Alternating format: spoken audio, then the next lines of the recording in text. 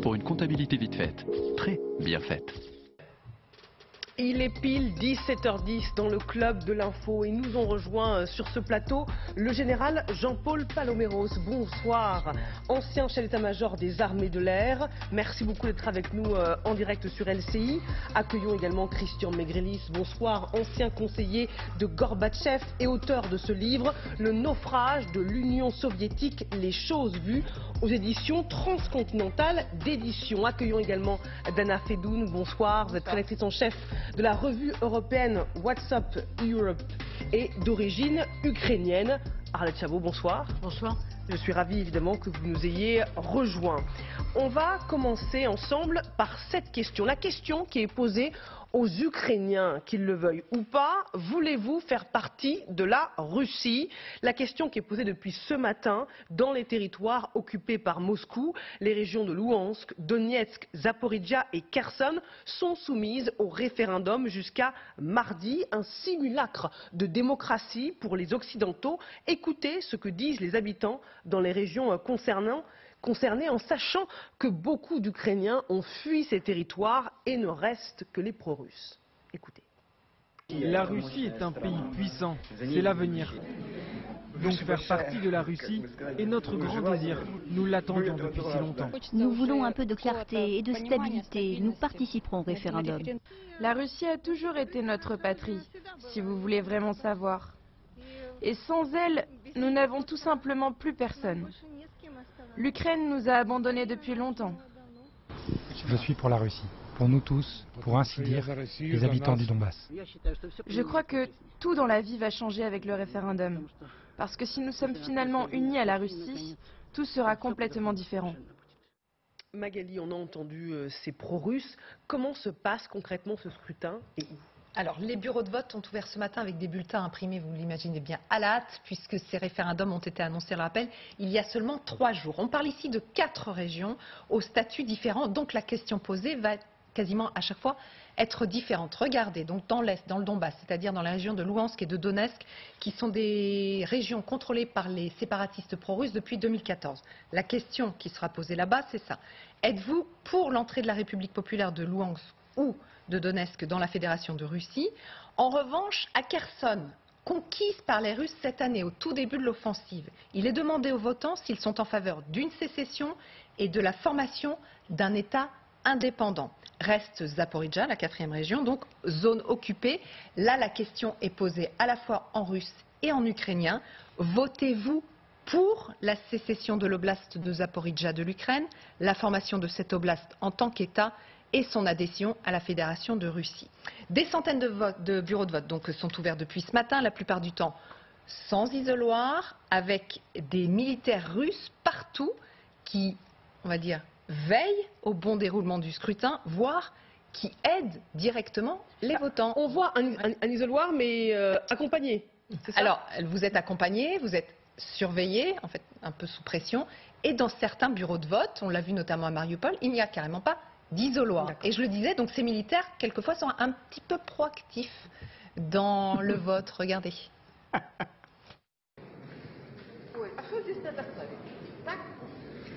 Давайте посмотрим, да или нет. Вот здесь писать, да? Да? Галку ставьте.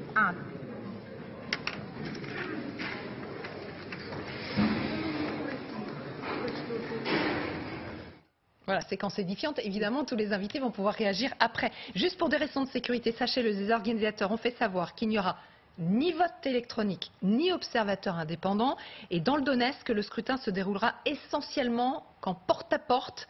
Là aussi, vous imaginez la pression quand les soldats viendront taper à la porte des votants et leur tendre le bulletin de vote. Et donc devant eux, vous allez écrire oui ou non. Exactement. Voilà. Vous votez devant eux. Voilà, en toute transparence. Transparence, évidemment. Si on vote non, il y a oui, c'est tout. Oui, je suis même pas sûre qu'il y ait la case du non.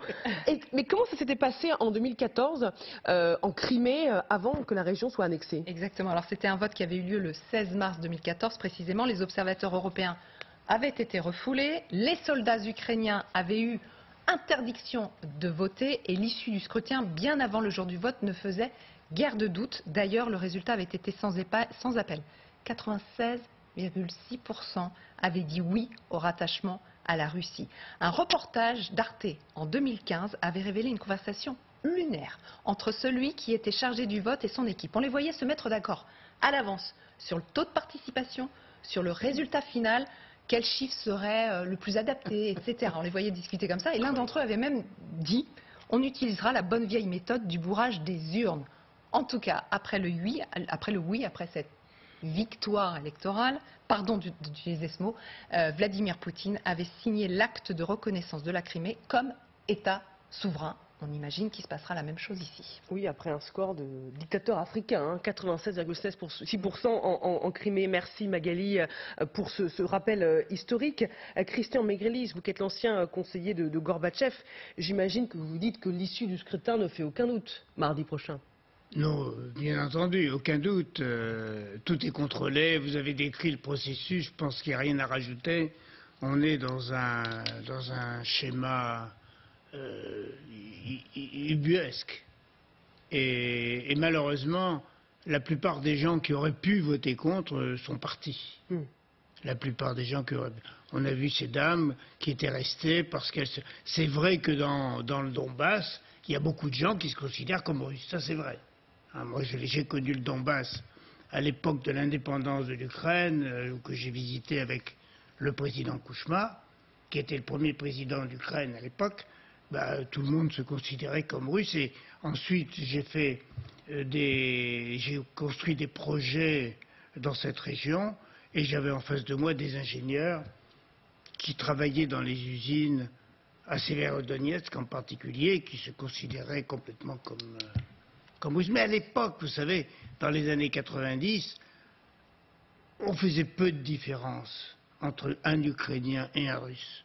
Les Ukrainiens étaient mariés avec des Russes, les Russes avec les Ukrainiens, les enfants à droite à gauche, on habitait n'importe où, il n'y avait pas de frontières, et vraiment c'était pratiquement le même pays à cette époque-là. Dana Fedoun, c'est un simulacre de démocratie, ces référendums d'annexion?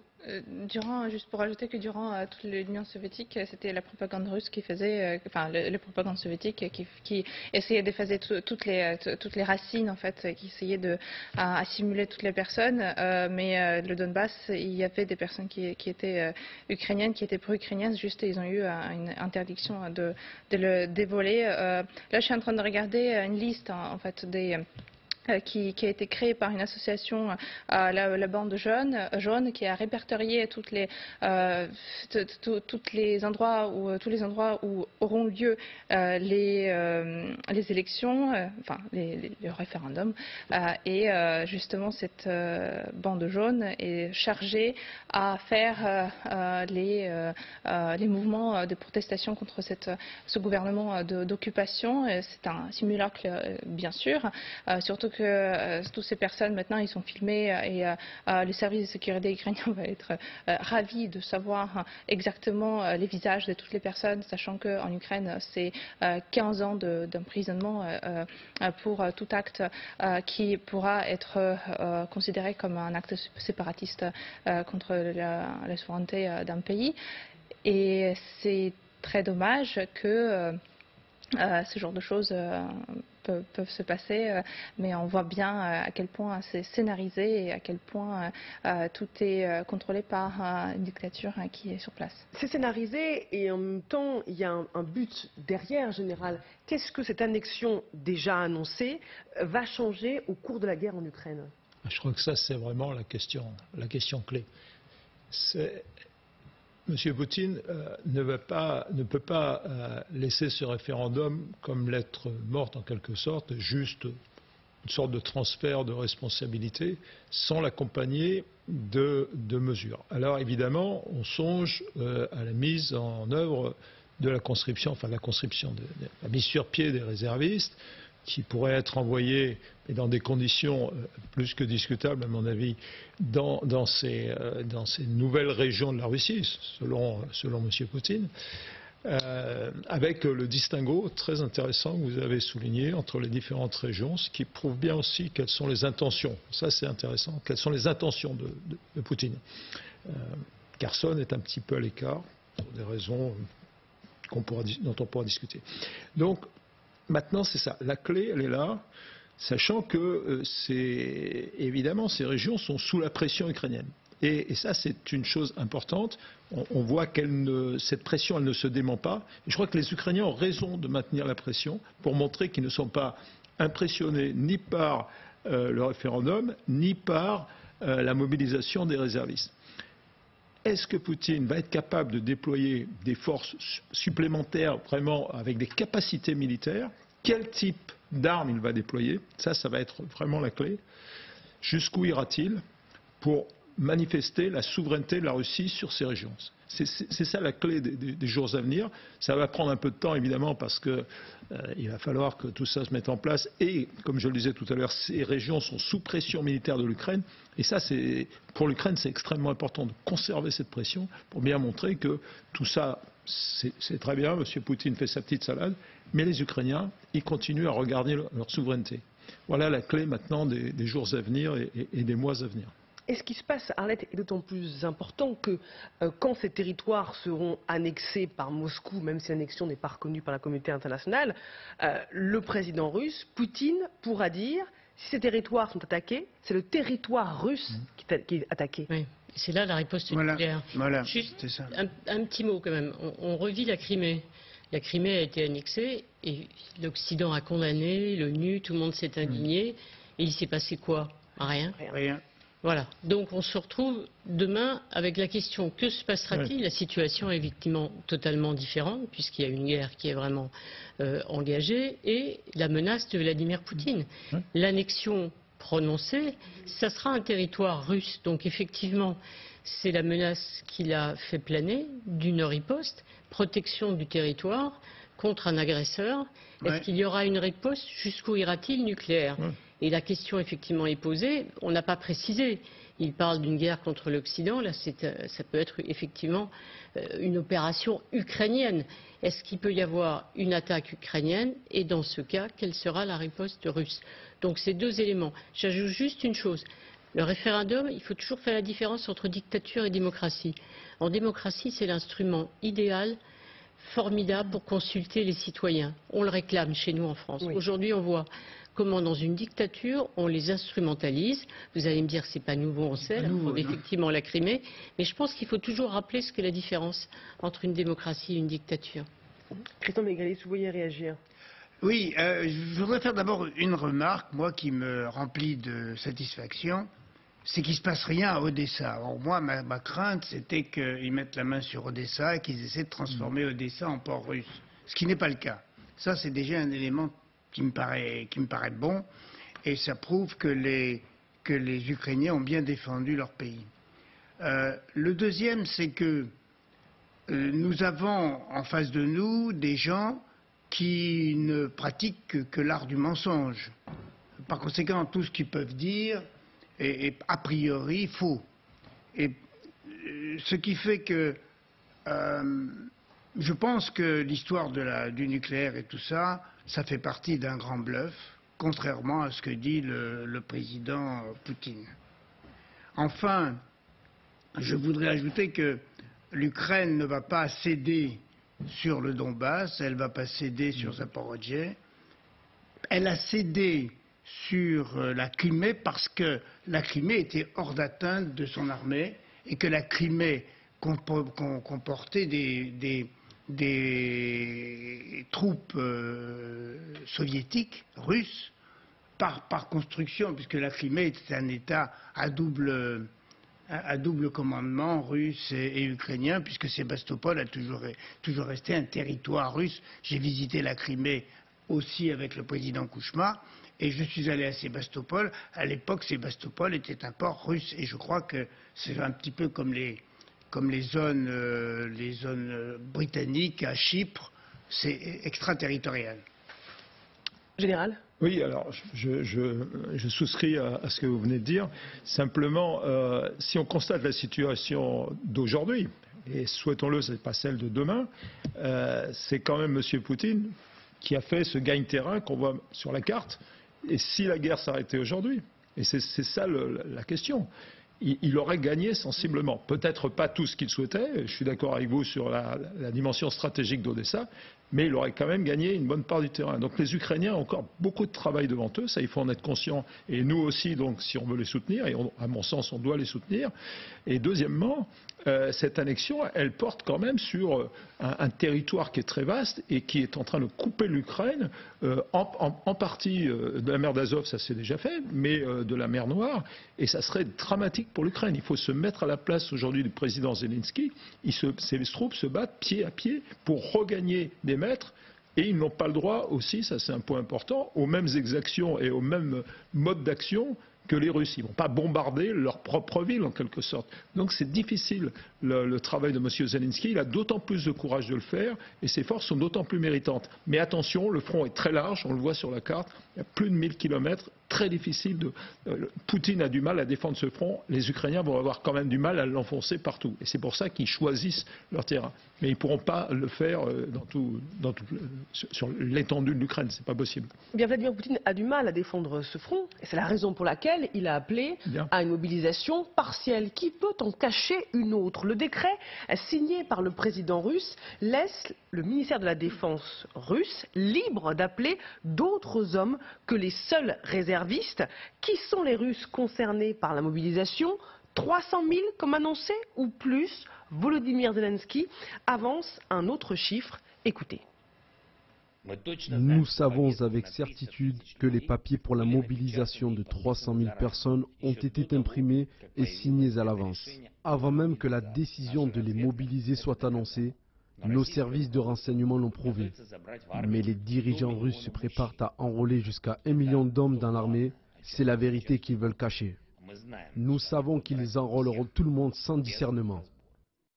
Le président ukrainien parle donc d'1 million de personnes mobilisables, une vérité que Moscou veut cacher, dit-il. Nivine, qu'en est-il? Sur quel élément se base le président ukrainien pour avancer un tel chiffre? Alors, le président ukrainien, il évoque en fait un article du très sérieux journal russe Novaya Gazeta, qui est considéré d'ailleurs comme le dernier journal indépendant russe et qui a donc publié cette révélation. Non, les Russes ne veulent pas mobiliser 300 000 hommes, mais bien 1 million de personnes grâce à l'article 7. En fait, le Kremlin aurait caché ses intentions grâce à l'article 7 du décret de mobilisation. Je vous remonte ce décret, voilà à quoi il ressemble, assez classique avec des paragraphes plus ou moins longs. Et celui qui a retenu notre attention, donc, c'est ce fameux article 7 qui ne comporte que 3 mots: pour usage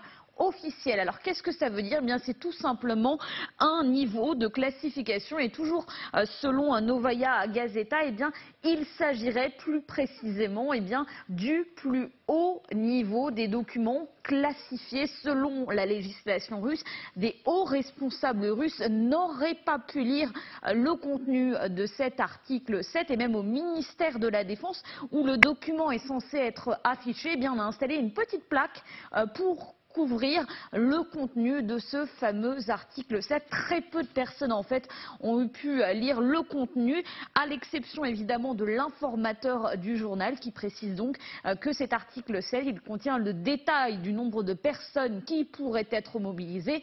1 million de personnes, évidemment. Dès que l'article a été publié, il a provoqué une vague de colère en Russie. Le Kremlin a été obligé de démentir dans la foulée, via son porte-parole, Dimitri Peskov, qui a dit ceci: c'est un mensonge, point, fin de citation. Il n'a rien rajouté d'autre. Alors qui dit vrai?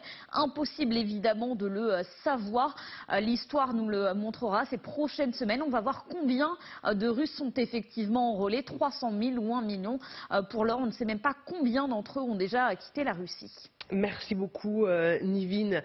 Christian Megrelis, à la lumière de ce que vient de nous dire Nivine, pourquoi autant de secrets sur le nombre de personnes potentiellement mobilisables? Pourquoi la Russie ne dit pas on peut mobiliser jusqu'à 1 million, voire plusieurs millions de personnes pour combattre les Ukrainiens? C'est l'opinion publique. L'opinion publique ne comprend pas cette mobilisation. C'est la première fois que l'opinion publique russe ne comprend pas un élément, parce que jusqu'à présent le récit était tout à fait lisse. On se battait contre des néo-nazis, c'était une opération un commando militaire ou à peu près quelque chose comme ça. Et de toute façon, on allait gagner. Et puis d'un seul coup, ils découvrent qu'on va mobiliser 300 000. Ils commencent déjà à descendre dans la rue.